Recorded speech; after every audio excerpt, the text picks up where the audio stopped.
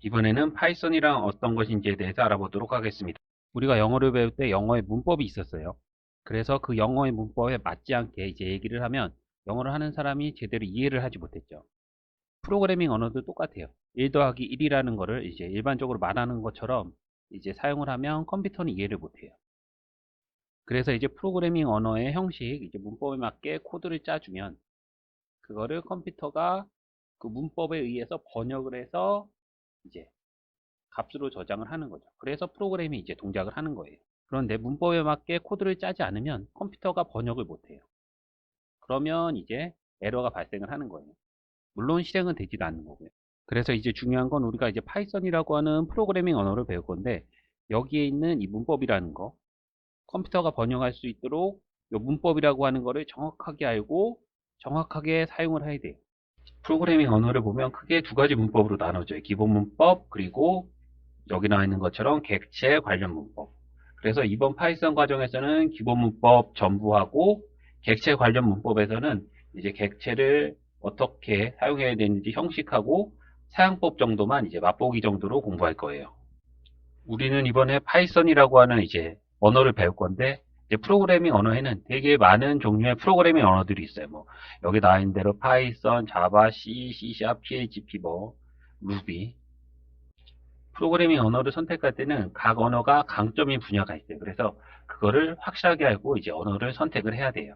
파이썬, 자바, C 여러 가지 이제 언어가 있는데 파이썬 같은 경우에는 머신러닝, AI 같은 이제 데이터 과학의 강점이 있고 자바는 안드로이드 앱 프로그래밍 그리고 우리가 브라우저에서 사용하는 웹 프로그래밍 이제 이런 분야에 이제 강점이 있어요. 그리고 여기 있는 C라고 하는 언어는 이제 하드웨어를 컨트롤할 수 있는 이제 강점이 있고요.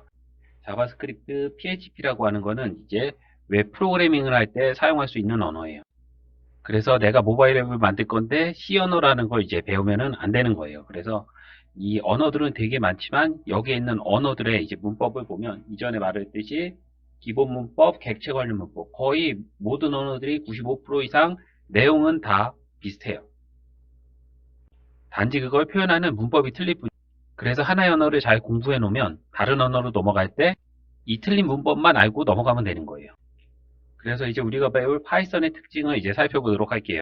다른 책들 보면 뭐 파이썬의 특징, 강점 되게 여러 가지가 많은데 딱 두 가지만 꼽자면 이제 문법이 다른 언어 대비 쉽다는 거예요. 그리고 라이브러리가 풍부하다는 거. 라이브러리라는 건 이미 다른 사람이 어떤 기능을 만들어 놓은 거를 말하는 거예요. 그래서 요 두 가지 이제 강점을 이제 연관지어서 생각을 해보면 문법이 쉽기 때문에 프로그래밍을 배우지 않은 사람이 내가 어떤 기능을 이제 컴퓨터 프로그램으로 만들고 싶어요. 그러면 파이썬이 접근하기가 쉬워요. 그래서 뭐 인문과학을 한다거나 아니면 다른 뭐 통계학을 한다거나 이런 쪽에서도 내가 원하는 기능을 이제 프로그램으로 만들고 싶으면 파이썬을 선택을 하는 거예요. 그래서 통계학이나 뭐 수학이나 이런 프로그래밍에서의 비전문 분야에서 이제 이런 것들을 기능들을 많이 만들어 놓은 게 있어요. 그런 것들이 여기에 보이는 요 라이브러리라고 하는 거예요. 프로그래밍 전문 분야뿐만 아니라 비전문 분야에서도 이런 라이브러리를 이제 많이 만들어내기 때문에 이 라이브러리가 풍부하다는 게 가장 큰 장점이에요. 파이썬을 배우려는 이제 가장 큰 이유 중에 하나가 여기에 나와 있는 이 데이터 과학이라는 걸 하기 위해서 가장 많이 배워요. 머신러닝, AI 이런 것들.